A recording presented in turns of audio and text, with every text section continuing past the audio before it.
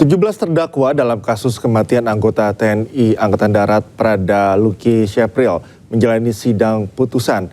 Pemirsa, 17 terdakwa divonis bersalah dengan masing-masing hukuman 6 dan 9 tahun penjara serta pemberhentian tidak dengan hormat.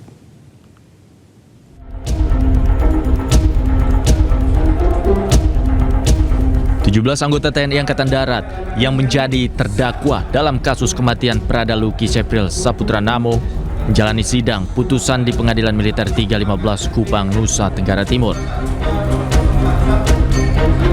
Dalam pembacaan putusan, Majelis Hakim menyatakan seluruh terdakwa terbukti secara sah dan meyakinkan menganiaya korban secara bersama-sama hingga mengakibatkan korban meninggal dunia. Majelis Hakim memutuskan terdakwa berpangkat Tamtama dan Bintara dijatuhi hukuman 6 tahun penjara, sementara terdakwa berpangkat Perwira divonis 9 tahun penjara. Putusan ini sama dengan tuntutan auditor militer sebelumnya. Keluarga korban yang hadir dalam persidangan tampak terharu dan mengaku puas atas putusan hakim. Terima kasih buat semua masyarakat Indonesia dimanapun berada. Terima kasih buat support dan doanya mengenai tadi keputusan dari Bapak Hakim buat ke-17 terdakwa. Kami keluarga merasa puas dan kami berterima kasih buat ketiga Bapak Hakim yang mulia, Bapak Auditor Pengadilan Militer Kupang, juga buat Bapak pejabat di dalam institusi yang kami cintai ini. Terima kasih banyak karena telah memberikan keadilan buat kami. Selain pidana pokok penjara, seluruh terdakwa juga dijatuhi hukuman tambahan berupa pemecatan dari Dinas Militer TNI Angkatan Darat. Para terdakwa juga diwajibkan membayar restitusi kepada keluarga korban dan apabila tidak dipenuhi, maka akan diganti dengan pidana penjara tambahan.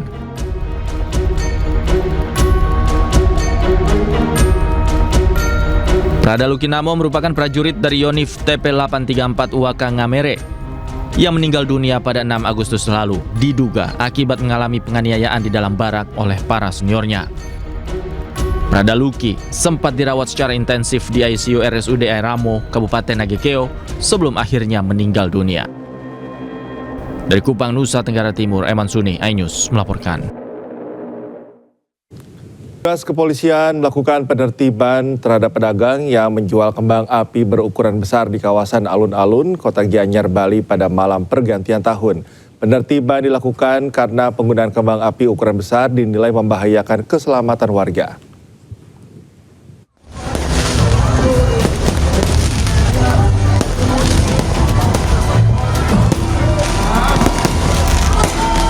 Petugas kepolisian dari Polres Gianyar bersama personel Kodim 1616 Gianyar melakukan penertiban terhadap penjual kembang api berukuran besar di kawasan alun-alun Kota Gianyar, Bali, Rabu malam. Kalau saya cek di sini harus masih ada 24. Penertiban dilakukan setelah petugas menemukan banyak kembang api berukuran besar dinyalakan secara sembarangan oleh warga di area alun-alun kota dan dinilai dapat membahayakan keselamatan pengunjung.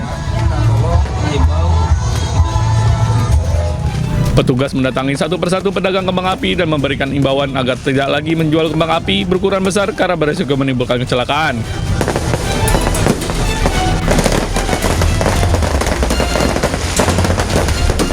Kawasan Gianyar sendiri menjadi salah satu lokasi favorit warga dan wisatawan menikmati suasana malam pergantian tahun baru dengan berbagai hiburan musik yang diselenggarakan pemerintah daerah setempat. Dari Gianyar, Bali, Ketut Caturku Sumaningrat, iNews melaporkan.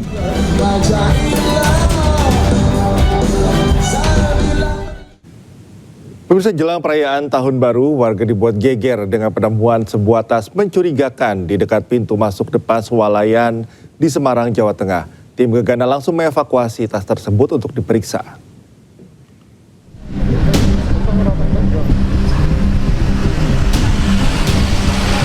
Jelang tutup tahun, suasana ruas tol dalam kota ABC Semarang gempar ditemukan tas diduga berisi bom tepat di pintu masuk tol dalam kota ABC, Banyumanik, Semarang atau di depan sebuah swalayan di Semarang atas. Sebelumnya warga dan tim Bankom Polrestabes Semarang yang sedang berpatroli jelang akhir tahun menemukan tas yang diduga berisi bom di pinggir jalan tol. Tim Gegana Brimob Polda Jateng yang mendapat laporan langsung mensterilkan area dan mengidentifikasi barang mencurigakan tersebut. 30 menit berselang tas yang diduga berisi bom yang terdeteksi adanya signal merah menyala ini kemudian diamankan dan dibawa untuk diperiksa.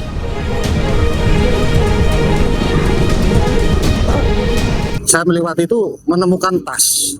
Jadi waktu saya menemukan tas, saya antisipasi, saya melaporkan ke Kanit Inten ke Polsek Banyumanik, Bapak Ibtu Adit, untuk dilaporkan ke Piket Banyumanik mendatangi di sini karena mencurigakan tas itu.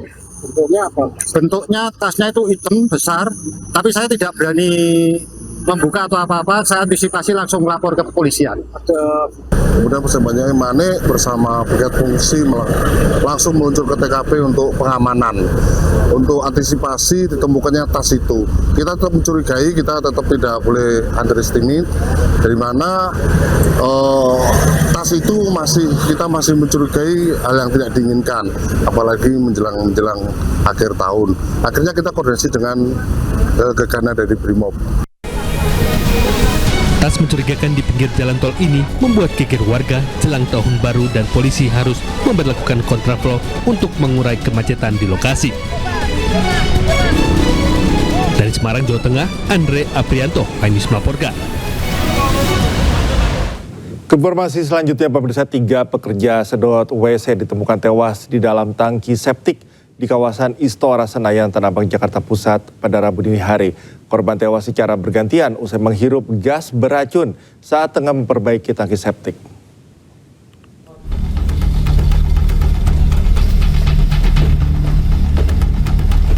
Petugas Suku Dinas Penanggulangan Kebakaran dan Penyelamatan Wilayah Jakarta Pusat mengevakuasi 3 orang pekerja sedot WC yang ditemukan tewas di dalam tangki septik di kawasan Istora Senayan, Tanah Abang, Jakarta Pusat.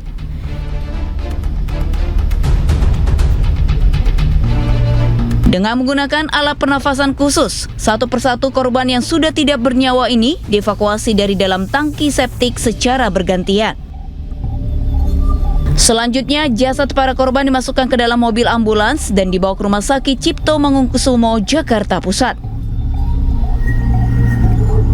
Perwira Piket Damkar Wilayah Jakarta Pusat Willy Syahroni mengatakan korban menghirup gas beracun yang berada di dalam tangki septik dan tewas secara bergantian karena ingin menolong satu sama lain.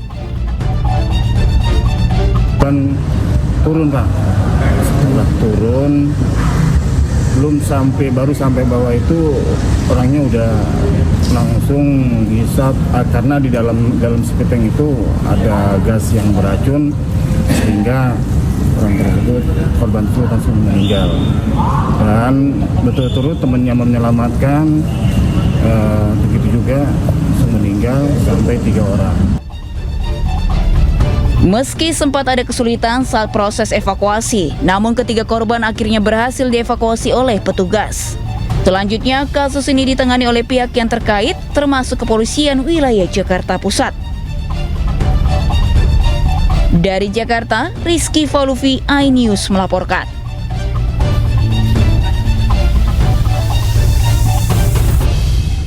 Polisi terus memburu para pelaku pengusiran Nenek Elina yang videonya viral di media sosial. Saat ini polisi berhasil menangkap 3 tersangka, diantaranya terduga otak pengusiran, serta oknum anggota ormas yang berperan mengangkat dan mengusir sang nenek dari rumah yang dihuninya.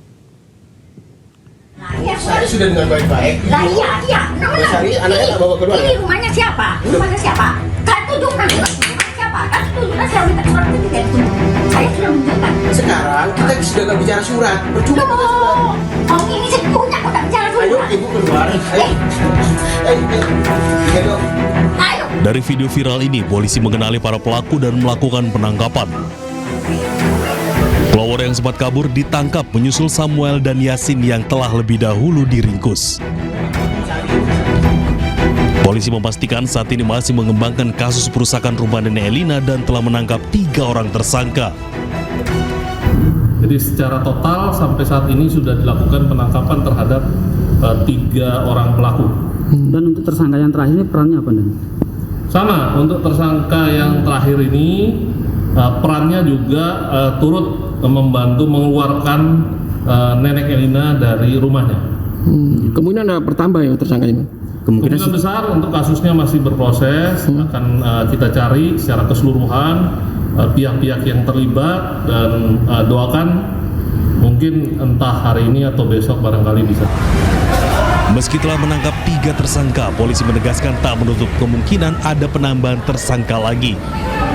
Lantaran dalam video yang beredar, pelaku lebih dari 3 orang. Kasus pengusiran Nenek Elina viral setelah diunggah di media sosial. Sang nenek juga melaporkan para pelaku ke Polda Jawa Timur dengan pasal kekerasan secara bersama-sama dengan ancaman hukuman di atas 5 tahun. Dari Surabaya, Jawa Timur, Hari Tambayong, iNews melaporkan.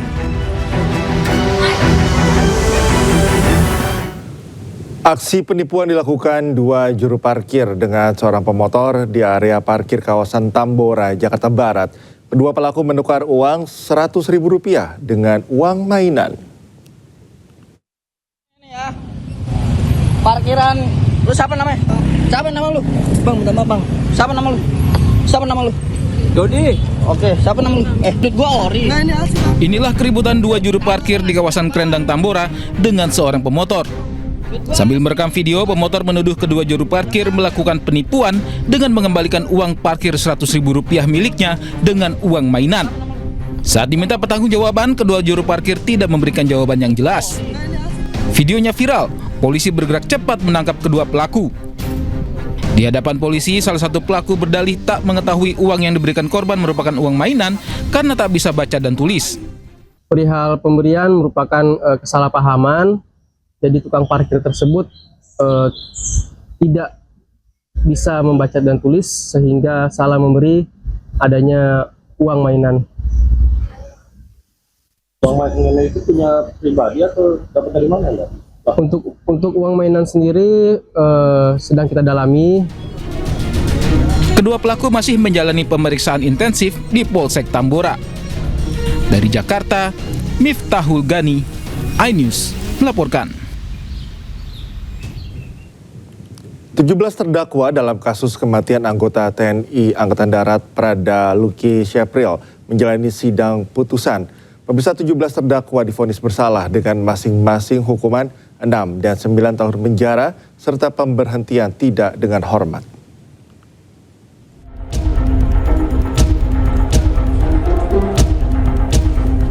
Anggota TNI Angkatan Darat yang menjadi terdakwa dalam kasus kematian Prada Luki Syapril Saputra Namo menjalani sidang putusan di Pengadilan Militer 315 Kupang, Nusa Tenggara Timur. Dalam pembacaan putusan, majelis hakim menyatakan seluruh terdakwa terbukti secara sah dan meyakinkan menganiaya korban secara bersama-sama hingga mengakibatkan korban meninggal dunia.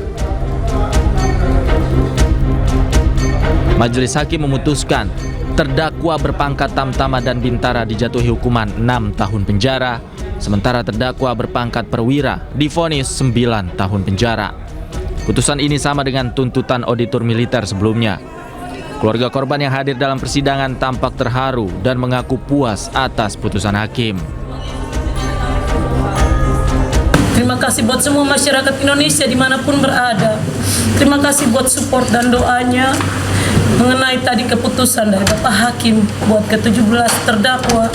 Kami keluarga merasa puas dan kami berterima kasih buat ketiga Bapak Hakim yang mulia, Bapak Auditor Pengadilan Militer Kupang, juga buat Bapak pejabat di dalam institusi yang kami cintai ini. Terima kasih banyak karena telah memberikan keadilan buat kami. Selain pidana pokok penjara, seluruh terdakwa juga dijatuhi hukuman tambahan berupa pemecatan dari Dinas Militer TNI Angkatan Darat.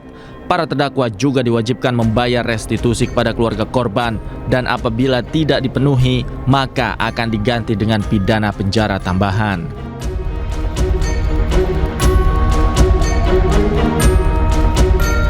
Prada Luki Namo merupakan prajurit dari Yonif TP 834 Uwaka Ngamere yang meninggal dunia pada 6 Agustus lalu diduga akibat mengalami penganiayaan di dalam barak oleh para seniornya.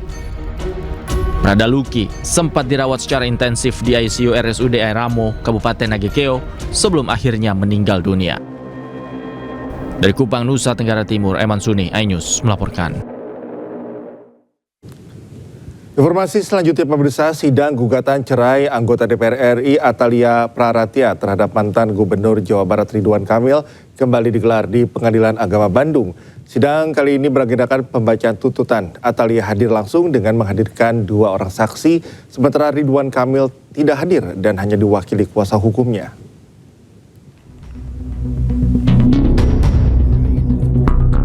Sidang gugatan cerai Atalia Praratia dengan mantan Gubernur Jawa Barat Ridwan Kamil kembali digelar di Pengadilan Agama Bandung, Jawa Barat.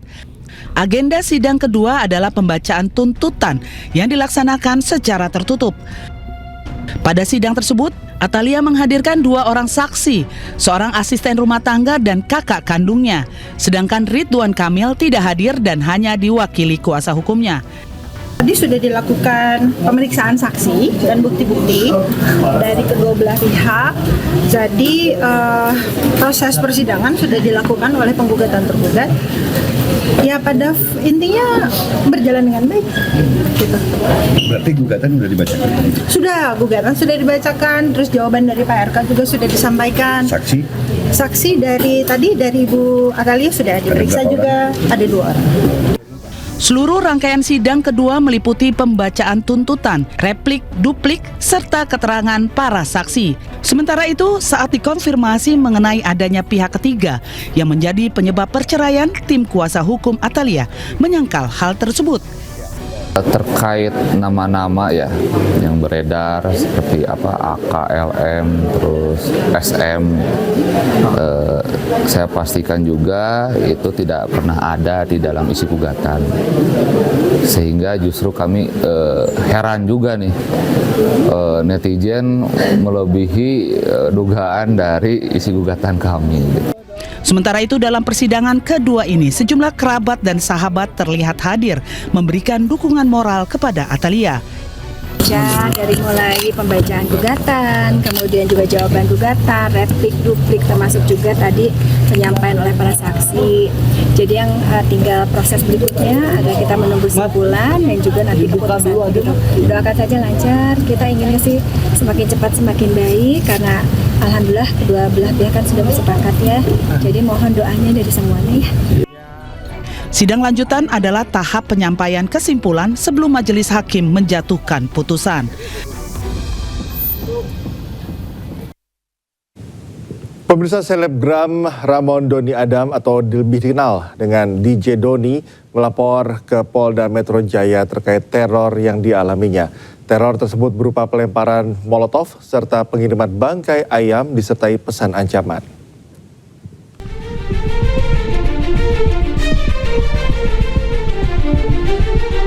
Keputusan DJ Joni melaporkan kejadian yang dialaminya ke Polda Metro Jaya Rabu siang lantaran tindakan peneror yang melempar bom molotov membahayakan keselamatannya, keluarga, dan juga warga sekitar.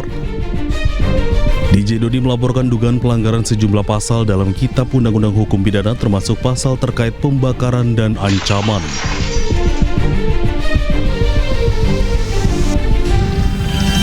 Sementara itu, aksi teror terhadap aktivis Ramon Doni Adam atau DJ Doni terekam kamera pengawas. Dalam rekaman terlihat 2 pria berboncengan menggunakan sepeda motor dan menaruh jaket yang diduga berisi bangkai ayam di depan rumah DJ Doni. Selain teror bangkai ayam, DJ Doni juga menerima ancaman lewat pesan tertulis. Buat yang ngirim bangkai ayam ke rumah gua, lo itu pengecut dan Teror diduga dilakukan karena DJ Doni kerap bersuara terkait penanganan bencana banjir Sumatera oleh pemerintah dan mengkritik pengelolaan lingkungan yang diduga menjadi penyebab bencana. Dari Jakarta, tim liputan iNews melaporkan. selama apa yang kita sampaikan itu benar. Diduga sering mengkritisi penanganan bencana Sumatera, influencer aktivis Shirley Anavita mendapat ancaman teror. Teror diterima berupa lemparan telur hingga ancaman melalui pesan tertulis. Keluar dari tempat tinggal dan saya mendapati ini di depan ada satu kantong telur yang sudah dilemparkan dan ini pecahannya teman-teman bisa lihat sampai ke sana, di sana. Dan tadi di depan sini saya juga mendapati gulungan kertas kayak gini. Saya belum buka ini isinya apa. Dan di depan ternyata mobil juga dicoret atau dipiloks warna merah begini, dan di samping juga.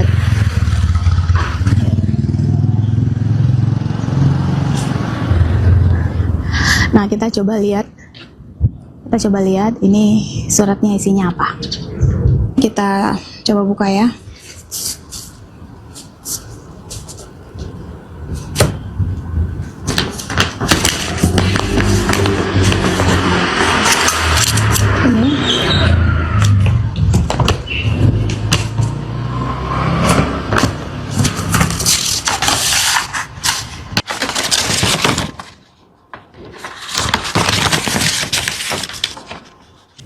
Tidak hanya Shirley, manajer kampanye iklim energi Greenpeace Indonesia Iqbal Damanik juga diteror. Iqbal dikirimi bangkai ayam di teras rumahnya.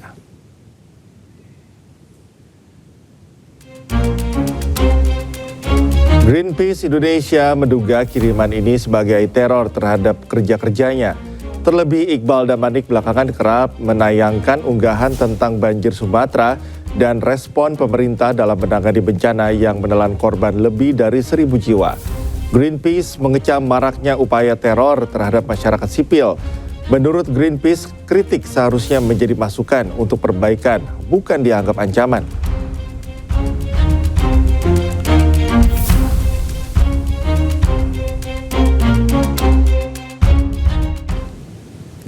Juru bicara Partai Demokrat Herzaki Mahendra meminta seluruh pihak untuk fokus pada penanganan bencana Sumatera. Hal tersebut ia sampaikan lantaran banyaknya tudingan atau pengalihan isu politik yang menyeret Partai Demokrat di tengah situasi bencana.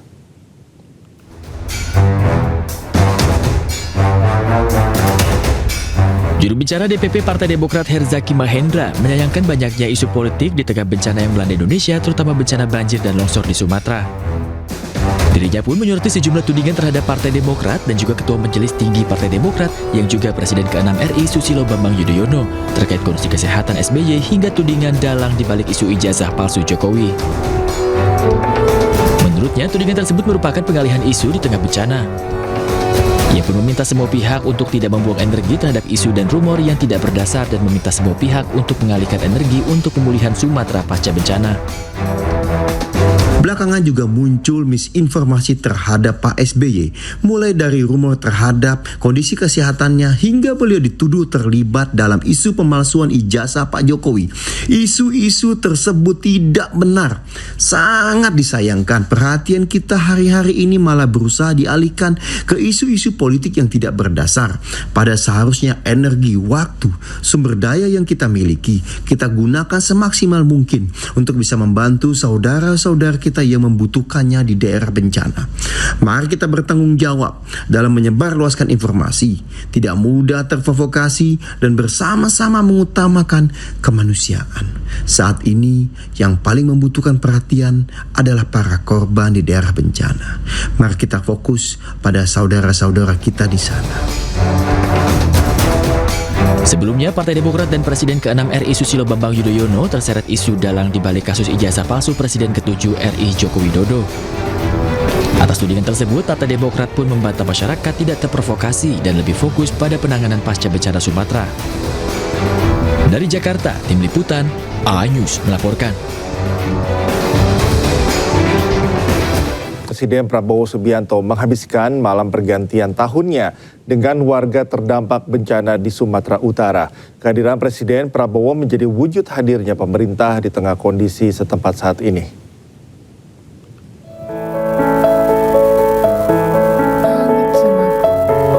Malam pergantian tahun 2026, Presiden Prabowo menghabiskan waktunya bersama warga terdampak bencana di Kabupaten Tapanuli Selatan, Sumatera Utara. Kedatangan orang nomor 1 di Republik ini disambut antusias warga dan menjadi wujud pendampingan negara di tengah kondisi yang mereka hadapi. Dan sehingga Bapak Presiden. Dalam acara ini, Presiden Prabowo juga didampingi oleh sejumlah Menteri Kabinet Merah Putih.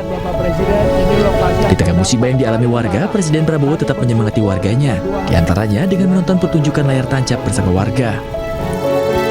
Menonton film animasi terbaik karya anak bangsa Jumbo, Presiden Prabowo menghibur warga terdampak, khususnya anak-anak. Kita menghadapi kesulitan, kita menghadapi musibah, kita menghadapi tantangan, tapi kita harus terus semangat, ikhlas, kita harus terus kuat, tegar jiwa kita, dan yang paling penting tadi, kita harus gotong royong, kita harus bersama-sama menghadapi kesulitan. Dan percayalah bahwa pemerintahmu, bahwa pemimpin-pemimpinmu, bahwa presidenmu tidak akan pernah meninggalkan saudara-saudara sekalian. Kita akan bersamamu. Momen tahun baru ini menjadi momen harapan baru bagi warga setempat untuk dapat pulih dan bangkit kembali menjalani kehidupan yang baru. Dari Sumatera Utara, Tim Liputan, A-News melaporkan. Jelang pergantian tahun, pemirsa, warga Jayapura memanfaatkan momen di jembatan Yutefa, Jayapura, Papua.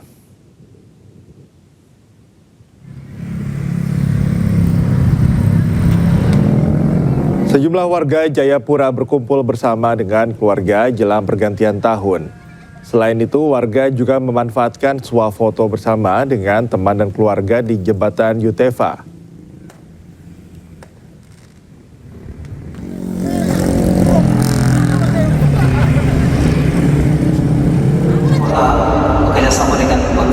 Sementara itu, pemirsa, malam pergantian tahun 2025-2026 di kota Ternate, Maluku Utara berlangsung hikmat dan penuh nuansa religius.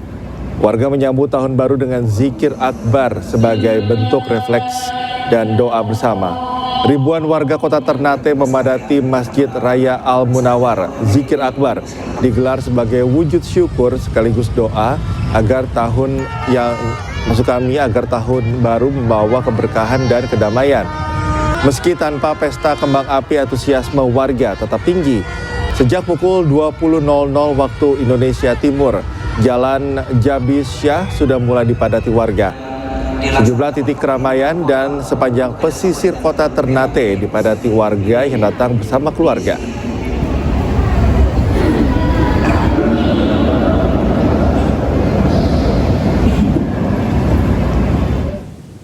Ribuan warga Surabaya memadati Jalan Tunjungan Surabaya menikmati malam tahun baru.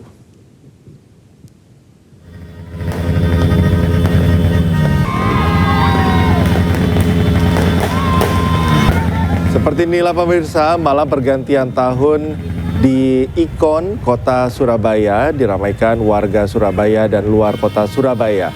Warga dari luar kota datang untuk merayakan tahun baru. Meski tak ada acara khusus dari Pemkot Surabaya, namun warga senang melihat kembang api meski dinyalakan sendiri oleh masyarakat yang memadati Jalan Tunjungan.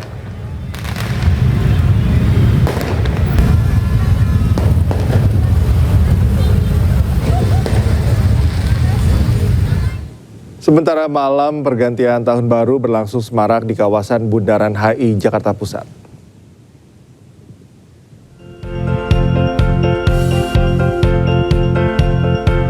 Ribuan warga memadati kawasan ini sambil menikmati panggung hiburan yang disiapkan Pemprov DKI. Kawasan Monas juga diramaikan warga di malam pergantian tahun. Untuk memeriahkan malam perayaan, berbagai hiburan visual disiapkan di kawasan Monas, air mancur, menari, dan video mapping. Empati kepada korban bencana, malam pergantian tahun baru di Jakarta dilaksanakan dengan sederhana, tanpa pesta kembang api yang meriah seperti tahun lalu.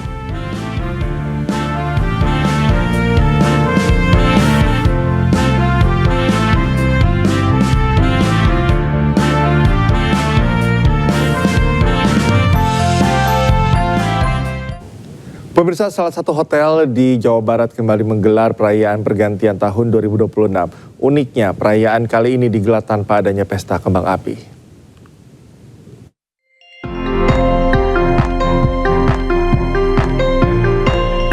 Lorin Hotel Sentul menyambut pergantian tahun 2026 dengan perayaan bertajuk New Year's Eve 2026 Celebration Pesta Hura. Perayaan ini dikemas dalam nuansa kebersamaan, hiburan, dan kepedulian yang dapat dinikmati oleh seluruh tamu. Diawali dengan gala dinner, beragam hiburan menghibur para tamu pada malam pergantian tahun.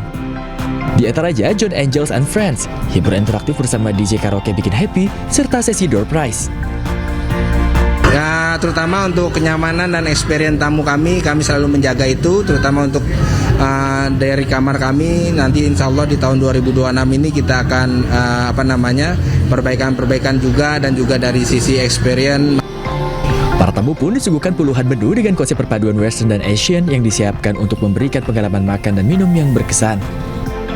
Kita ini sebenarnya mix ya antara Western dan Asian, makanya kita ada boki, ada spaghetti, ada green cheese, ada beef, segala macam kita mix. Sebagai wujud empati atas musibah yang terjadi di sejumlah daerah, Lorin Hotel Sentul tidak menggelar pertunjukan kembang api pada momen pergantian tahun ini. Para tamu justru menyambut tahun 2026 dengan doa, harapan, dan semangat kebersamaan. Jadi harapan saya bisa memberikan kenyamanan para pengunjung yang datang sini, karena ini di bagian pinggiran kota Jakarta. Harapan saya Lorin Sentul seperti iNews. Melalui perayaan malam tahun baru ini, Lorin Hotel Sentul berharap dapat menghadirkan ruang kebersamaan sekaligus memberikan pengalaman menginap dan perayaan tahun baru yang berkesan, aman, dan nyaman bagi para tamunya. Dari Sentul, Jawa Barat, Indira Utobo, Dimas Widardi, iNews melaporkan. Perayaan Tahun Baru 2026 di sejumlah lokasi di Australia berlangsung meriah.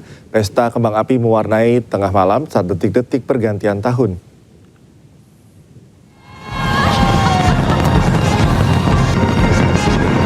Semarak malam pergantian tahun digelar di berbagai wilayah di Australia.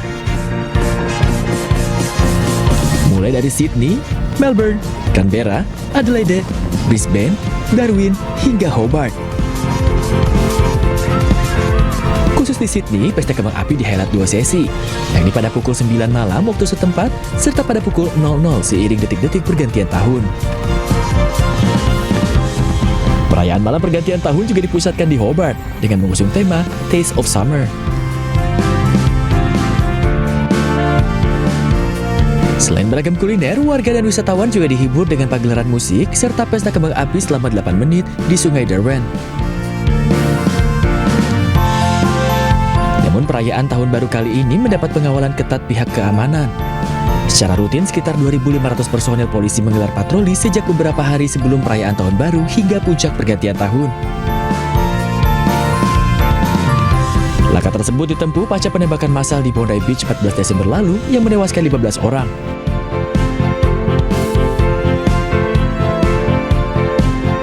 Pemerintah Australia dan pejabat Sydney memprediksi lebih dari 1 juta orang merayakan pergantian tahun di sejumlah pusat keramaian di Sydney.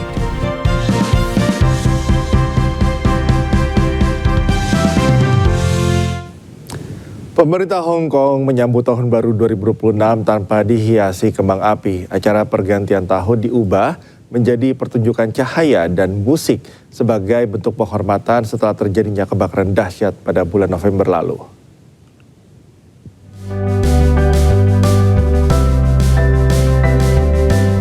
Menyambut pergantian tahun, otoritas pariwisata Hong Kong menggelar pertunjukan musik di kawasan sentral, distrik bisnis yang juga menaungi pusat hiburan malam di Lan Kwai Fong.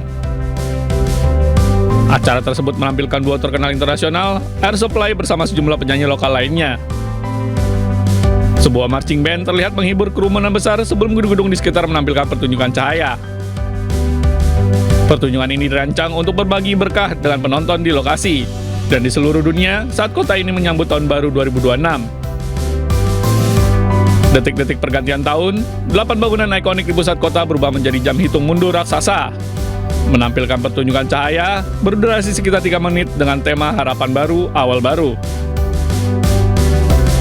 Hong Kong membatalkan pertunjukan kembang api tradisional malam tahun baru di atas Victoria Harbour.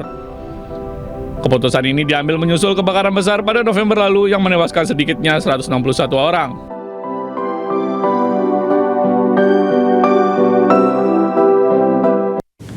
Pemirsa, Beijing, Tiongkok menyambut Tahun Baru 2026 dengan perayaan ikonik yang berlangsung di Museum Lonceng Kuno di Kuil Dachong.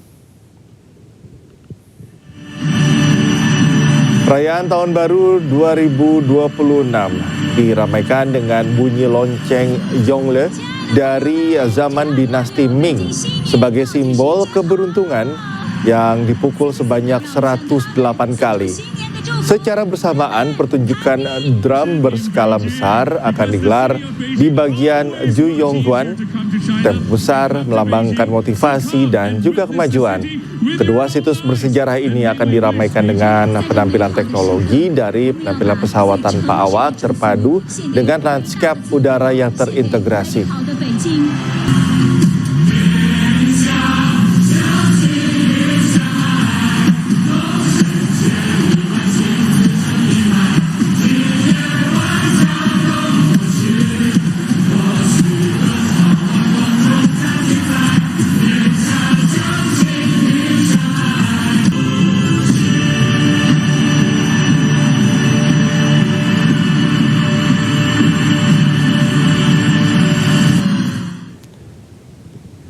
Dan beberapa saat lagi, pemirsa, pergantian tahun akan berlangsung di Lituania. Dan untuk mengetahui suasana di sana, kita telah terhubung dengan diaspora Indonesia, Ghazan Tadia Faras. Halo, selamat pagi waktu Indonesia, Ghazan. Seperti apa nih di sana detik-detik pergantian tahun di Lituania? Oke, jadi bentar ya. Oke, Ghazan. Ya, di sini suhu minus 11, minus 10, dan di sini udah mulai ada petasan dan udah mulai banyak DJ. Dan ini lagi mainin lagu Lampos Ojo hari ini. Untuk bisa ditunjukkan, Ghazan, kepada kami bagaimana persisnya kemeriahan di sana? Boleh. Ya, ini ya. Apakah memang untuk puncak perayaan pergantian tahun terpusat di tempat Anda saat ini? Bisa dideskripsikan lebih mendalam, Ghazan, ini di kota mana atau tepatnya di titik pusat di mana, Ghazan? Jadi ini di Kaunas itu adalah kota kedua terbesar di Lituania. Capital city-nya itu ada di Vilnius. Cuman di Kaunas ini ya nggak kalah heboh sama Vilnius. Mungkin saya sambil video-videonya. Seperti apa sih ciri khas yang biasanya melekat untuk kebudayaan di Lituania, misalnya untuk pergantian malam tahun baru, Mas Ghazan? Biasanya kalau di Lituania itu budayanya dia suka emang lagu DJ, lagu techno. Jadi ini lagi dimain lagu-lagu techno. Dan kalau budaya terbesar di sini adalah bola basket. Dia membola basket di sini cukup terkenal ya. Dan juga banyak teater-teater musik, teater-teater drama di sini juga terkenal, Mas. Jadi budaya di sini lebih ke lagu techno, basket, teater, drama teater, musik teater. Oke. Oke, Dok, yang berkumpul di sana apakah memang ada warga negara lainnya dan juga bagaimana komunitas warga negara Indonesia yang merayakan pergantian malam tahun baru di sana?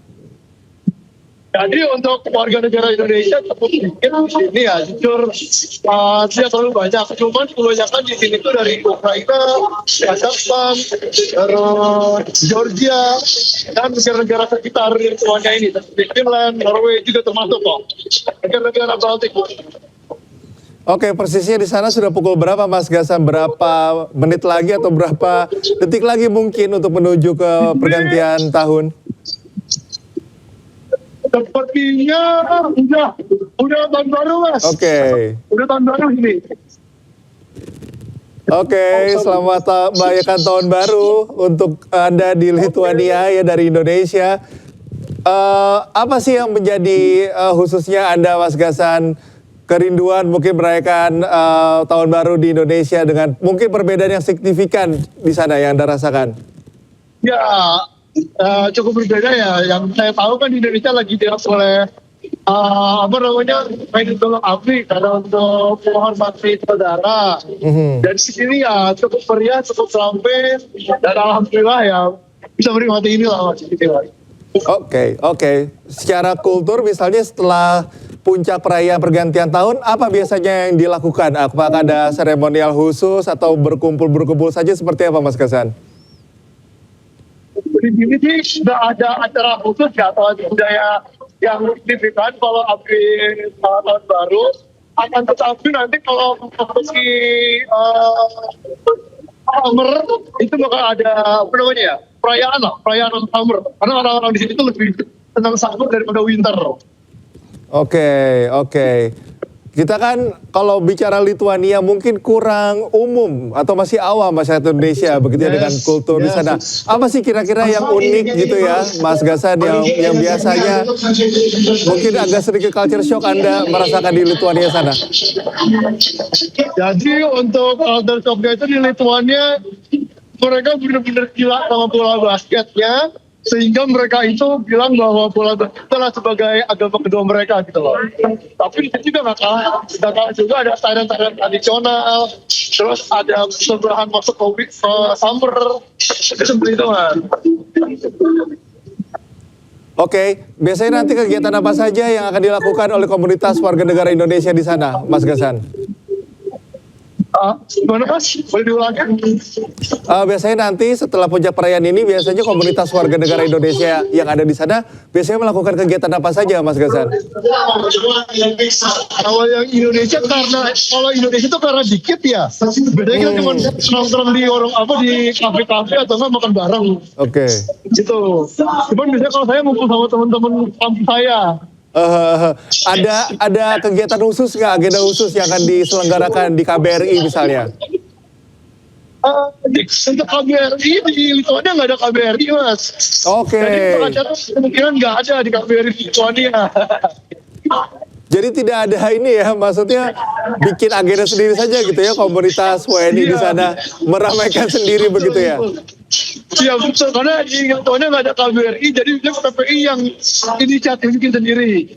Oke, mungkin apa yang membedakan Mas Gasan perayaan mungkin di tahun ini dan juga tahun sebelumnya?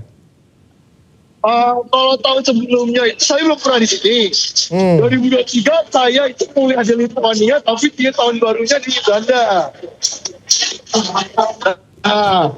Ini tuh ya rata-rata untuk tahun baru pasti selalu ada musik techno, musik DJ.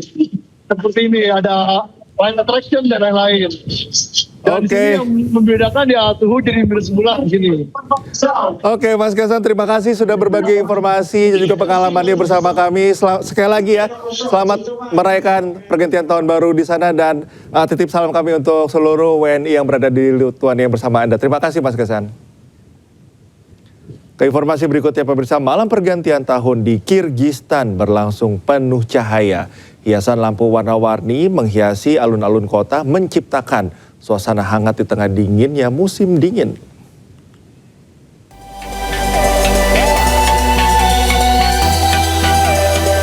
Malam pergantian tahun di Kirgistan berlangsung semarak.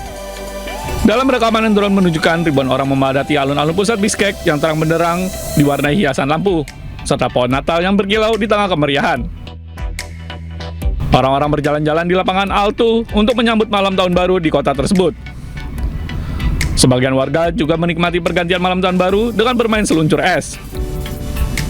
Kilauan lampu menjadi saksi harapan baru yang menyala, menyambut datangnya tahun yang baru. Perayaan tersebut menampilkan konser tahun baru spesial yang menampilkan bintang-bintang dari kancah musik pop.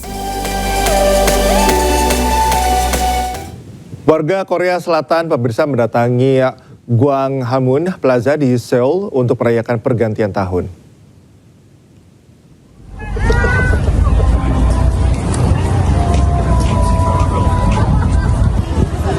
Inilah suasana malam tahun baru di Gwanghwamun Plaza di Seoul, Korea Selatan. Sambil menunggu pergantian tahun, warga dan wisatawan asing menghadiri Seoul Winter Festa yang merupakan acara musim dingin terbesar di Seoul. Sejumlah pertunjukan dan acara hiburan pun digelar di sini. Pengunjung bisa menikmati beragam konten budaya Korea. Selain itu di Gwanghwamun Market, Pengunjung bisa berbelanja aneka pernak-pernik buatan tangan serta menikmati aneka jajanan kaki lima Korea otentik dan makanan musiman lainnya. Di Gwanghwamun Plaza inilah hitung mundur pergantian tahun akan digelar bersamaan dengan 5 lokasi utama lainnya di Seoul.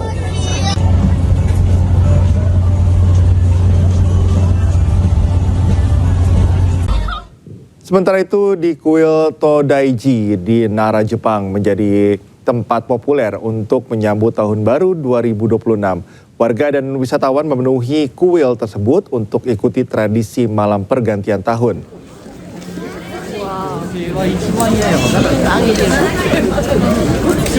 Warga dan wisatawan datang ke kuil Kodaiji di Nara, Jepang untuk mengikuti tradisi memukul lonceng di malam pergantian tahun. Pengunjung bisa memukul lonceng kuil raksasa sebanyak 108 kali. Lonceng di kuil Todaiji ini adalah salah satu yang terbesar di Jepang sehingga menarik banyak pengunjung. Pemukulan lonceng dilakukan tepat pukul 00 waktu setempat atau saat pergantian tahun.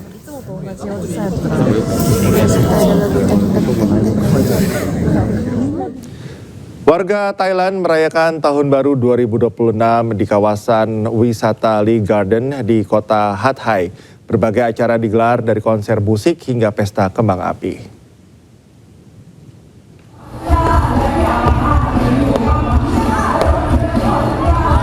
Perayaan Tahun Baru di Thailand dirayakan di Lee Garden di kota Hat Yai. Di kawasan wisata ini setiap tahun warga Thailand berkumpul merayakan pergantian tahun. Tidak sedikit wisatawan asing yang sengaja datang ke Lee Garden, Thailand untuk merayakan pesta Tahun Baru. Berbagai acara digelar seperti konser musik hingga pesta kembang api.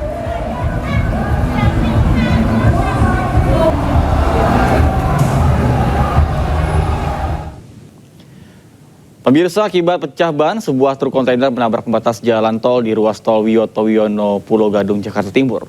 Bagian depan truk nyaris jatuh dari atas jalan tol hingga membuat kemacetan lalu lintas. Selamat pagi, Komandan kami BJR Polda Metro Jaya 01925. Saat ini kami sedang berada di KM 08800 Bandung. TPTKP Laka Lantas terlibat satu kendaraan jenis kontainer untuk data menyusul. Demikian Komandan yang dapat kami laporkan. Terima kasih. Dari video amatir yang terekam pengendara, satu unit truk kontainer menabrak pembatas jalan tol hingga terlepas. Bagian kepala truk sempat berbelok ke posisi sebelah kiri dan nyaris terjatuh. Kecelakaan terjadi setelah truk kontainer yang melintas dari arah Tanjung Priuk menuju Cawang mengalami pecah ban. Kondisi jalan yang licin membuat truk oleng dan pengemudi kehilangan kendali. Truk akhirnya terpelanting ke sebelah kiri dan menabrak pembatas jalan tol. Dan ini melibatkan kendaraan truk trailer bermuatan dari arah utara ke selatan. Saat tiba di TKP rupanya mengalami pecah ban, kempes ban, sehingga pengemudi hilang kendali. Ditambah lagi situasi jalan licin sehingga menabrak pagar pembatas jalan sebelah kiri. Tak ada korban jiwa akibat kecelakaan ini, pengemudi truk hanya mengalami luka ringan dan langsung mendapatkan perawatan di rumah sakit. Sementara kasus kecelakaan ini ditangani petugas Satlantas Polres Metro Jakarta Timur.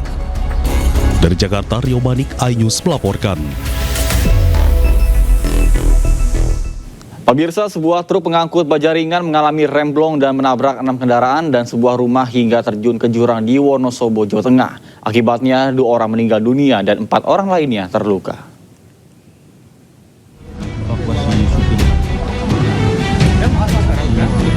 Petugas mengevakuasi Nur Yadin, supir truk dari tumpukan tanah yang tewas usai mengalami kecelakaan. Truk pengangkut baja ringan yang dikemudikan korban alami remblong di jalan turunan tajam jalur Tengkorak Wonosobo, tepatnya di Dusun Madukoro, Desa Candi Mulyo, Kretek, Wonosobo. Akibatnya, truk menabrak 3 mobil serta 3 sepeda motor hingga menabrak bagian depan rumah warga dan jatuh ke jurang. Saat direm dikatakan blong, menurut keterangan dari para saksi, kemudian membentur kendaraan atau mobil PJJ yang terparkir di depan pom bensin. Kemudian KBM truk tersebut tidak berhenti, kemudian tetap melaju dari arah yang berlawanan. Ada KBM Avanza warna putih sehingga membentur Avanza warna putih yang berpenumpang 4 orang, sehingga Avanza oleng ke kiri dan truk banting ke kiri sehingga membentur rumah saudara tunggu, kemudian masuk ke parit ini. Selain supir truk, pengendara motor juga meninggal dunia. Sementara 4 korban lainnya terluka dan dirawat di Rumah Sakit Umum PKU Muhammadiyah Wonosobo. Sementara itu, menurut warga, jalur tengkorak sepanjang 9 km dengan jalur menurun tajam ini telah berulang kali memakan korban. Dari Wonosobo, Jawa Tengah, Didi Dono Hartono, iNews melaporkan. Pemirsa, Presiden Prabowo Subianto kembali mengunjungi lokasi bencana di Sumatera. Presiden pun meninjau pembangunan jembatan Beli Sungai Garoga di Batang Toru, Tapanuli Selatan yang sebelumnya hancur diterjang banjir bandang.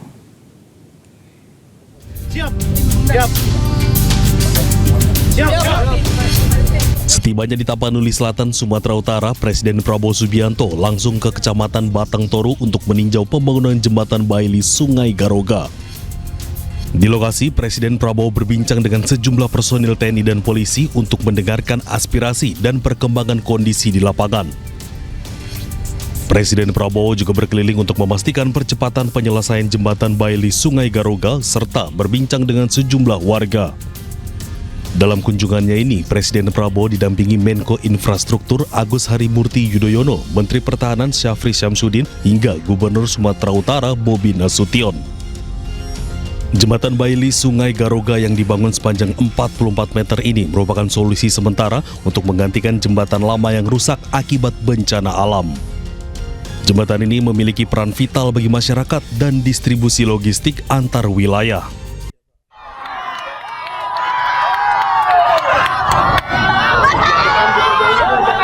Sementara saat akan meninggalkan lokasi, ratusan warga sempat berebut ingin bersalaman dengan Presiden Prabowo. Sebelumnya, Presiden Prabowo tiba di Bandara Raja Sisimangaraja Silangit pada Rabu siang.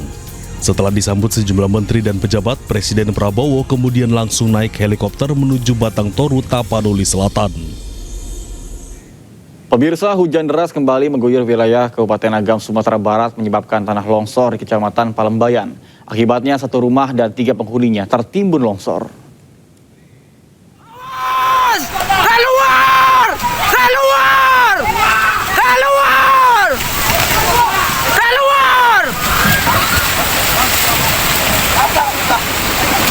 Astagfirullahaladzim, ya Allah. Ada 3 korbannya, ya Allah. Longsor lagi, ya Allah.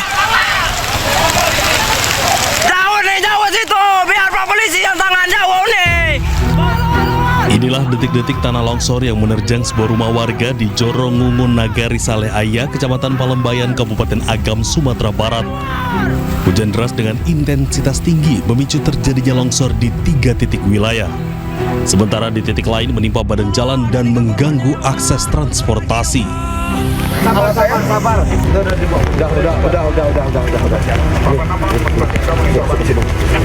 Proses evakuasi berlangsung dramatis.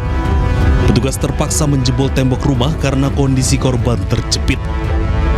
Alhamdulillah.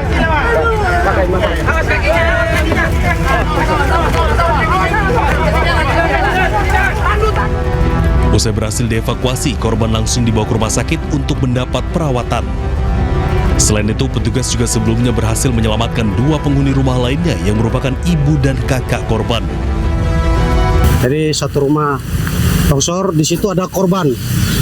Korban ada 3 orang, alhamdulillah semuanya selamat. Posisi korban, Bang? Saat ditemukan, Bang? Posisi korban pada saat ditemukan itu di belakang dapur. Di dapur, jadi terimpit di situ dekat tembok, ketutup dengan meja gitu. Banjir bandang susulan dan longsor terjadi di Palembayan Agam karena curah hujan yang masih tinggi. Petugas mengimbau warga untuk waspada akan adanya potensi longsor susulan. Dari Agam, Sumatera Barat, Wahyu Sikumbang, iNews melaporkan. Pemirsa, pasca bencana yang melanda sejumlah wilayah di Sumatera, upaya pemulihan akses jalan dan jembatan terus dikebut. Berbagai pihak bahu-membahu untuk membangun jembatan darurat dan membuka jalur alternatif untuk mendukung mobilitas warga.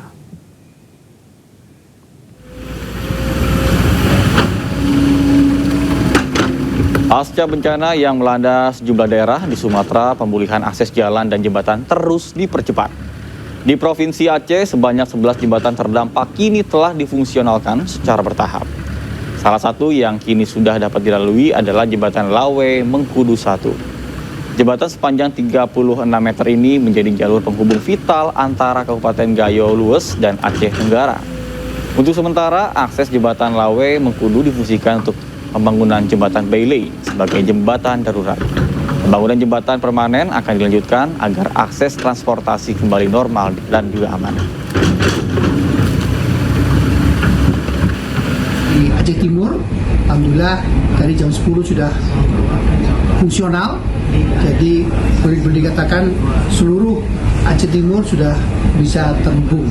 Dan kita sekarang tinggal fokus ke nembus ke Aceh Tengah. Dan kita sih sekitar akhir bulan bisa tembus ya. Dan dari jalur apakah dari Melapo atau dari arah KKA tembus ke Aceh Tengah dan Biren.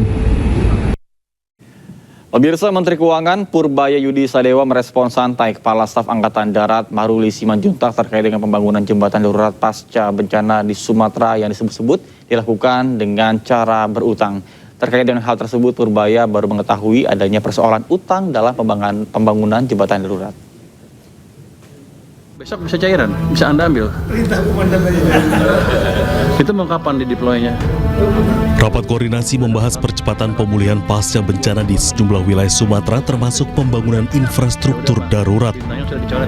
Suasana rapat berlangsung cair dan sesekali diwarnai candaan dari para pejabat yang hadir. Bahkan Menteri Keuangan Purbaya Yudi Sadewa sempat melontarkan candaan bernada sindiran terkait mekanisme pembiayaan penanganan di daerah terdampak bencana. Dalam rapat ini, Purbaya mengaku baru mengetahui adanya biaya yang masih ditanggung TNI Angkatan Darat. Purbaya juga bertanya siapa yang menjamin hutang TNI Angkatan Darat. Yang kami tahu kan selama ini satu pintu lewat BNPB. Harusnya sih kita anggap lancar tadinya. Tapi saya baru tahu bahwa sebelah saya punya utang banyak rupanya. Bapak kalau ngutang jembatan jaminannya apa? Ya tentara, Pak.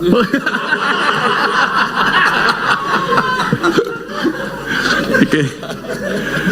Tadi juga yang IPDN yang dibintangin itu bisa besok bisa cairan, bisa Anda ambil. Perintah komandan aja. Itu mau kapan dideploy-nya? 26 tanggal 26 dibintangin. Ya udah Pak, bintangnya sudah dicoret barusan sama saya.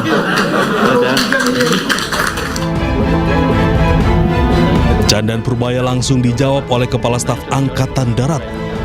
Tanya itu, candaan Purbaya juga disambut tawa oleh seluruh peserta rapat di dalam ruangan. Tim Liputan iNews melaporkan. Pemirsa, pada pergantian tahun, relawan kemanusiaan hadir di posko pengungsian Kuala Cerepe, Biren, Aceh. Jangan dikit Bang, jangan dikit Bang. Jangan dikit. Menempuh jarak selama 6 jam dan minimnya lampu saat perjalanan, relawan kemanusiaan hadir untuk korban bencana Sumatera. Tidak ada yang spesial dalam pergantian tahun ini. Para pengungsi tidur dengan kondisi yang gelap. Selain itu, relawan kemanusiaan dan juga masyarakat merayakan pergantian tahun dengan masak-masak daging. Terus, semangat. Pemirsa, menjelang pergantian tahun, pemerintah Provinsi Sumatera Barat menggelar kegiatan zikir dan juga doa tablik akbar di Masjid Raya Syekh Ahmad Khatib Al-Minangkabawi pada Rabu malam. Kegiatan ini terbuka untuk umum dan menjadi momentum refleksi bagi akhir tahun bagi masyarakat Sumbar pasca bencana banjir dan longsor.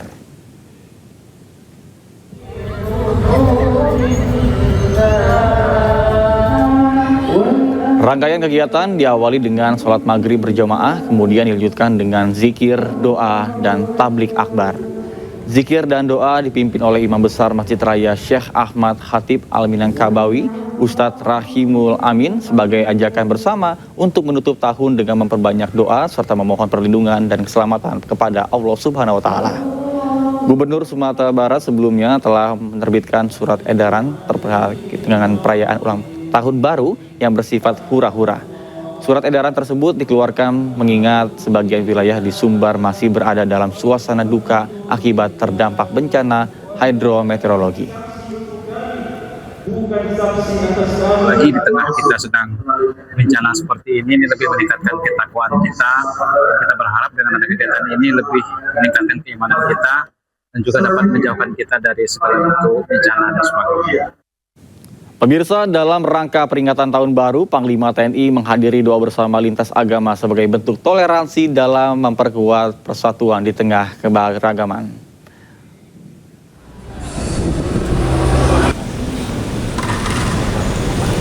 Panglima TNI Jenderal TNI Agus Subianto menghadiri doa bersama lintas agama dalam rangka menyambut tahun 2026 yang digelar di Gor Ahmad Yani Mabes TNI Cilangkap, Jakarta Timur. Kegiatan doa bersama diikuti oleh prajurit TNI dan para tokoh lintas agama dan ratusan anak yatim sebagai wujud nyata empati, toleransi, dan kebersamaan dalam memperkuat persatuan bangsa di tengah keberagaman. Dalam sambutannya, Panglima TNI mengajak seluruh masyarakat untuk menumbuhkan empati dan juga memanjatkan doa bagi saudara-saudara sebangsa yang terdampak bencana di berbagai wilayah. Sejalan dengan Panglima TNI, Ustadz Adi Hidayat yang turut hadir dalam acara ini juga menyampaikan agar tiap umat beragama selalu senantiasa menjaga kedamaian. Yang baru ini, semua makhluk hidup setiap pengalaman baik keberhasilan maupun kekurangan sebagai pelajaran berharga untuk meningkatkan profesionalisme, disiplin dan integritas dalam pengabdian kepada bangsa dan negara. Ras dariku, umat-umat yang Katolik, Kristen, Buddha, Hindu, Konghucu, jaga tokoh-tokohnya. Pastikan mereka sehat, tenang, sehingga mampu memberikan bimbingan terbaik untuk memberikan pencerahan-pencerahan. Pemirsa, ribuan jemaah memadati kawasan Tanah Abang, Jakarta Pusat dalam acara Tablik Akbar Doa Tolak Bala. Kegiatan ini digelar sebagai bentuk ikhtiar batin menyambut Tahun Baru 2026.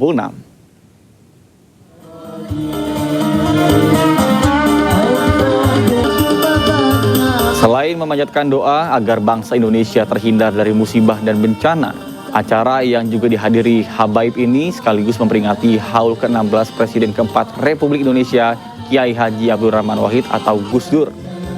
Mengenal nilai-nilai perjuangan Gus Dur dalam menjaga persatuan, toleransi, dan kebangsaan.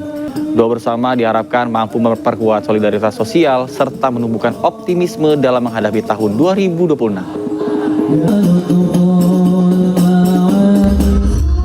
Alhamdulillah untuk acara hari ini di Tanah Abang dalam rangka Tablik Akbar menyambut tahun 2026.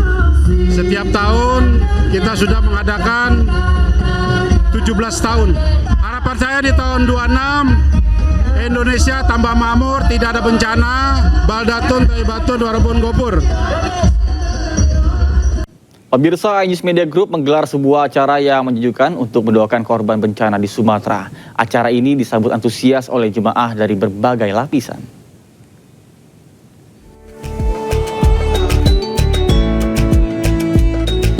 iNews Media Group menggelar acara Cahaya Hati, Cahaya Indonesia yang berlangsung di Istiqlal, Jakarta. Doa bangsa untuk Sumatera dilakukan pada acara ini untuk mendoakan korban bencana banjir bandang dan tanah longsor. Selain Menteri Agama, para jemaah hadir dari sejumlah lapisan masyarakat hingga majelis taklim. Antusias ini juga didukung air minum Aqua yang membuat kajian dan doa bersama berlangsung secara khidmat, sehat, dan menyejukkan. Kehadiran Aqua dalam acara ini turut disambut baik jemaah yang dari dulu hingga sekarang selalu mengkonsumsi air mineral Aqua yang sudah terbukti keasliannya. Membangun gaya hidup sehat, Aqua berkomitmen mendukung kenyamanan jemaah melalui hidrasi sehat serta melanjutkan bantuan kemanusiaan bagi masyarakat terdampak di Sumatera. Dari Jakarta, Salam Pulungan, Laksana Tiara, iNews melaporkan.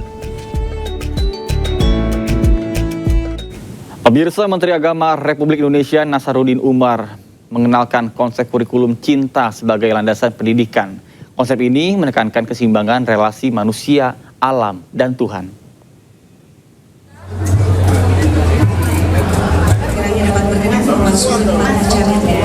Konsep kurikulum cinta disampaikan Menteri Agama Nasaruddin Umar dalam kegiatan Review and Design on Islamic Education Ditjen Pendidikan Islam di tahun 2025 di Jakarta.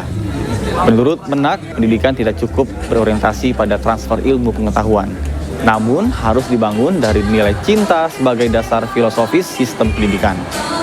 Nasaruddin menegaskan bahwa tanpa cinta pendidikan kehilangan makna sebagai proses memanusiakan manusia. Pendidikan berbasis cinta diyakini membentuk karakter berempati dan juga bertanggung jawab. Dalam konsep ini, inti kurikulum cinta adalah keseimbangan relasi antara manusia, alam, dan Tuhan. Ketiganya harus berjalan paralel dan tidak dapat dipisahkan.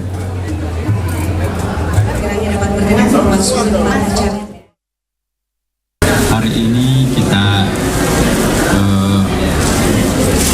melakukan suatu kegiatan yang sangat penting, ya, menancapkan sebuah awal untuk sebuah perjalanan panjang ke depan, tentu melahirkan sebuah konsep pendidikan yang berbasis cinta, konsep pendidikan Pancasila, konsep pendidikan yang berkeindonesiaan. Ya. Pemirsa, usai dibuka kembali, planetarium dan observatorium diserbu oleh warga. Bahkan antrian pun sudah terjadi sejak pukul 6 pagi, meskipun sesi pertama baru dibuka pada pukul 9 pagi.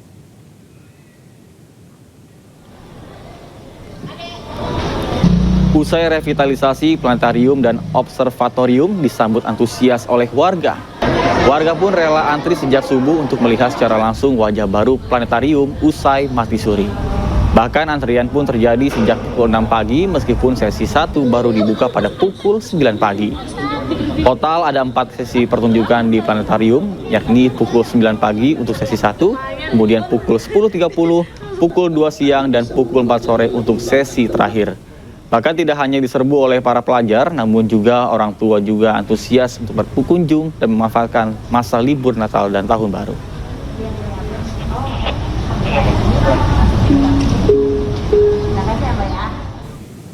Pemirsa, menjelang pergantian Tahun Baru, kawasan G-Expo Kemayoran, Jakarta Pusat dipadati ribuan pengunjung. Mereka datang untuk berbelanja kebutuhan sekaligus mengisi aktivitas pada akhir tahun.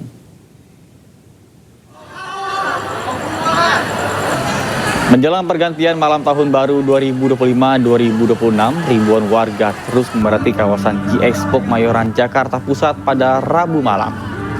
Salah satu daya tarik pengunjung adalah festival cuci gudang akhir tahun bertajuk Big Bang Fair 2025. Berbagai stand produk mulai dari pakaian, perlengkapan mendaki, kemudian perkakas rumah tangga hingga perangkat elektronik terlihat dipadati oleh pengunjung. Bahkan pihak penyelenggara menawarkan potongan harga pada sejumlah produk yang diklaim mencapai 90%. Supaya masyarakat yang memang belum bisa membeli yang di awal tahun, akhir tahun, barang-barangnya ada di diskon di sini. Jadi hampir semua brand tidak terkecuali seperti elektronik, kulkas 500.000 yang satu pintu, contohnya ya, terus matras-matras dan lain sebagainya. Pemirsa, momen libur panjang Natal dan Tahun Baru, objek wisata Gembira Loka Zoo Yogyakarta diserbu wisatawan dari berbagai daerah. Bahkan selama musim libur, pengunjung Gembira Loka tembus 10.000 orang per hari.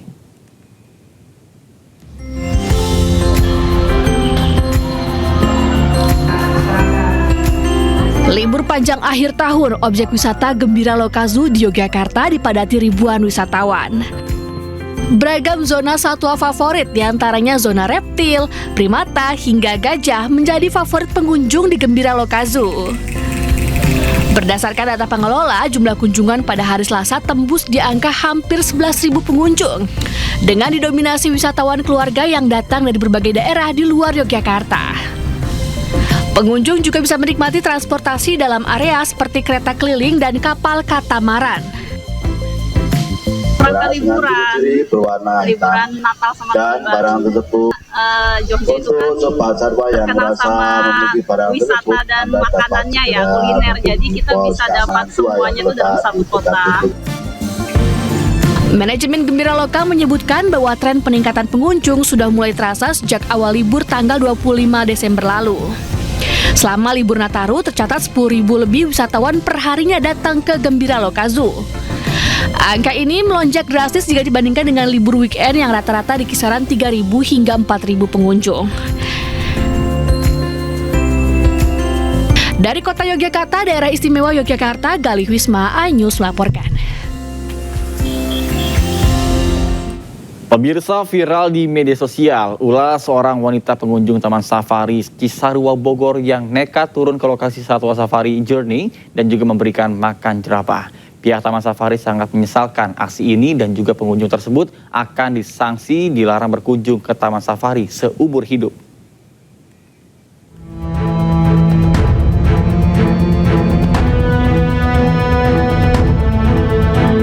Lagi-lagi ulah yang dapat membahayakan jiwa sendiri dilakukan seorang pengunjung Taman Safari Cisarua Bogor. Pengunjung wanita ini nekat turun ke lokasi yang sudah jelas terlarang hanya untuk memberi makan jerapah saat pengunjung tersebut mengikuti kunjungan wisata Safari Journey.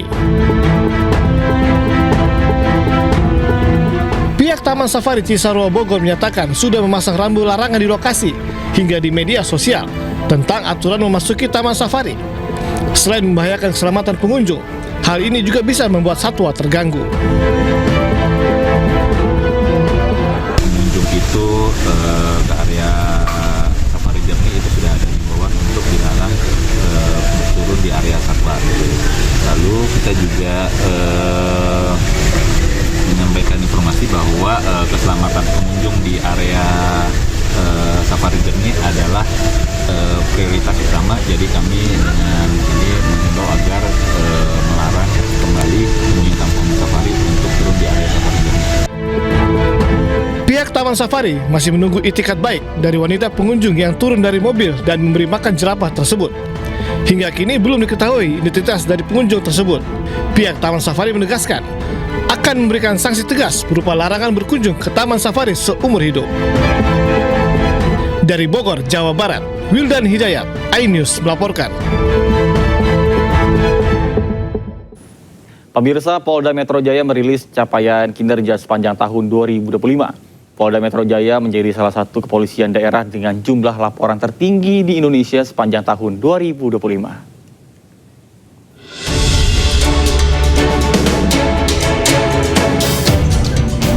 Polda Metro Jaya merilis pencapaian kinerja sepanjang tahun 2025 di Balai Pertemuan Metro Jaya yang dipimpin langsung oleh Kapolda Metro Jaya Irjen Polisi Asep Edi Suheri.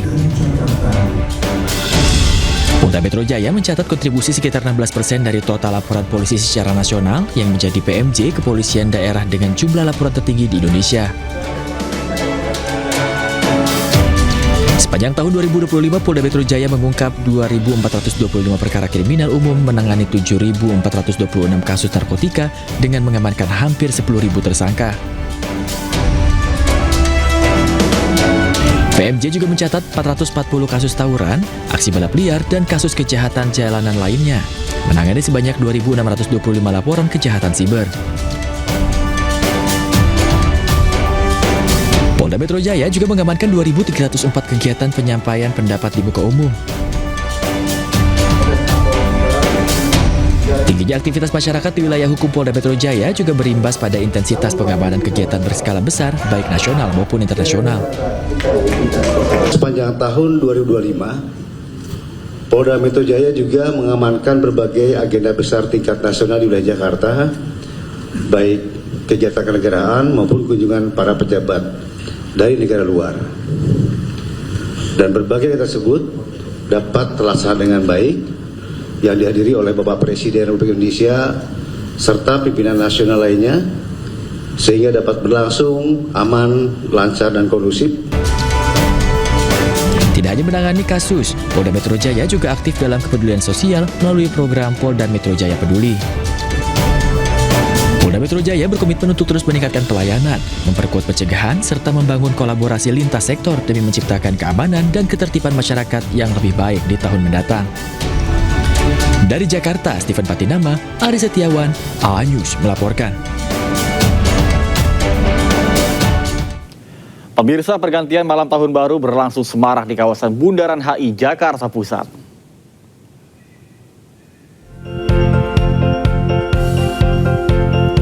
Ribuan warga memadati kawasan tersebut sambil menikmati panggung hiburan yang disiapkan Pemprov DKI. Kawasan Monas juga meramaikan warga pada malam pergantian tahun baru. Untuk memeriahkan malam perayaan, berbagai hiburan visual disiapkan di kawasan Monas seperti air mancur yang menari dan juga video mapping. Empati kepada korban bencana alam, malam pergantian tahun baru di Jakarta dilaksanakan dengan sederhana tanpa pesta kembang api yang meriah seperti tahun lalu.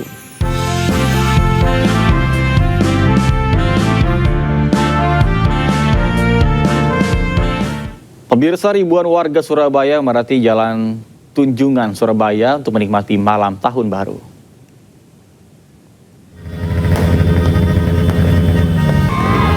Seperti inilah malam pergantian tahun di ikon Surabaya, dan warga pun meramaikan Surabaya dan juga dari luar kota Surabaya. Warga dari luar kota pun datang untuk merayakan tahun baru. Meskipun tidak ada acara khusus dari Pemkot Surabaya, namun warga senang melihat kembang api meskipun dinyalakan sendiri oleh masyarakat yang memadati Jalan Tunjungan.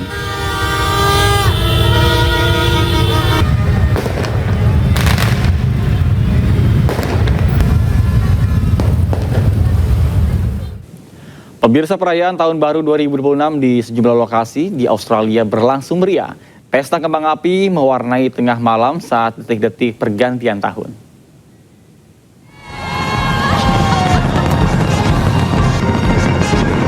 Semarak malam pergantian tahun digelar di berbagai wilayah di Australia.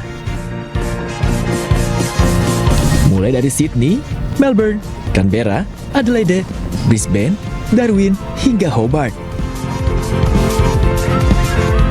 Khusus di Sydney, pesta kembang api dihelat 2 sesi, yakni pada pukul 9 malam waktu setempat, serta pada pukul 00 seiring detik-detik pergantian tahun. Perayaan malam pergantian tahun juga dipusatkan di Hobart dengan mengusung tema Taste of Summer. Selain beragam kuliner, warga dan wisatawan juga dihibur dengan pagelaran musik serta pesta kembang api selama 8 menit di Sungai Darwin. Namun perayaan tahun baru kali ini mendapat pengawalan ketat pihak keamanan. Secara rutin, sekitar 2.500 personel polisi menggelar patroli sejak beberapa hari sebelum perayaan tahun baru hingga puncak pergantian tahun. Langkah tersebut ditempuh pasca penembakan massal di Bondi Beach 14 Desember lalu yang menewaskan 15 orang.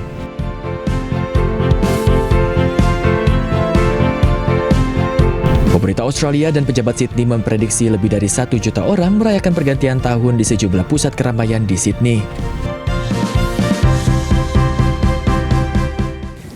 Pemirsa, pemerintah Hong Kong menyambut Tahun Baru 2026 tanpa dihiasi kembang api.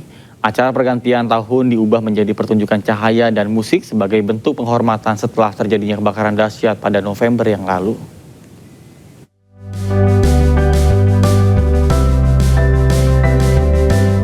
Menyambut pergantian tahun, otoritas pariwisata Hong Kong menggelar pertunjukan musik di kawasan sentral, distrik bisnis yang juga menaungi pusat hiburan malam di Lan Kwai Fong.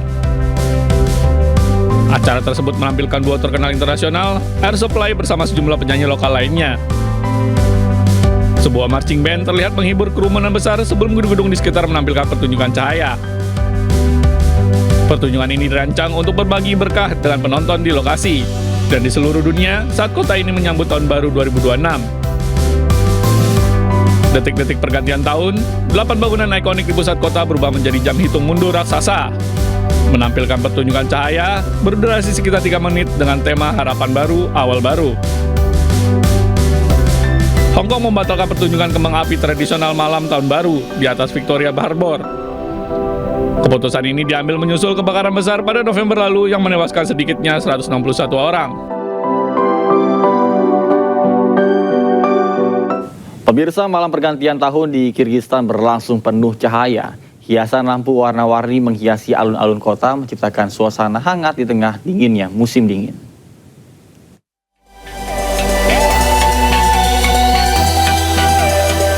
Malam pergantian tahun di Kirgistan berlangsung semarak. Dalam rekaman yang drone menunjukkan ribuan orang memadati alun-alun pusat Bishkek yang terang benderang diwarnai hiasan lampu, serta pohon Natal yang berkilau di tengah kemeriahan. Orang-orang berjalan-jalan di lapangan Altu untuk menyambut malam tahun baru di kota tersebut. Sebagian warga juga menikmati pergantian malam tahun baru dengan bermain seluncur es.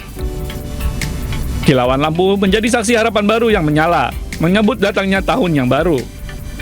Perayaan tersebut menampilkan konser tahun baru spesial yang menampilkan bintang-bintang dari kancah musik pop.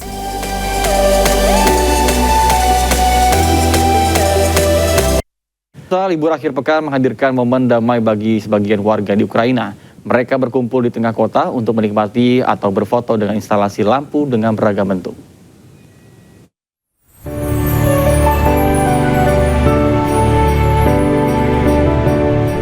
Momen libur akhir tahun menjadi momen spesial bagi sebagian warga Ukraina, terutama mereka yang berada di bagian Melitopol di wilayah Zaporizhia. Mereka menikmati beragam dekorasi dan juga bermain salju di tengah kota. Hiasan lampu dengan berbagai bentuk menghiasi kota dan menarik perhatian warga untuk berfoto. Hadirnya instalasi ini pun menghadirkan suasana damai di tengah konflik di negara mereka yang telah terjadi selama 3 tahun terakhir.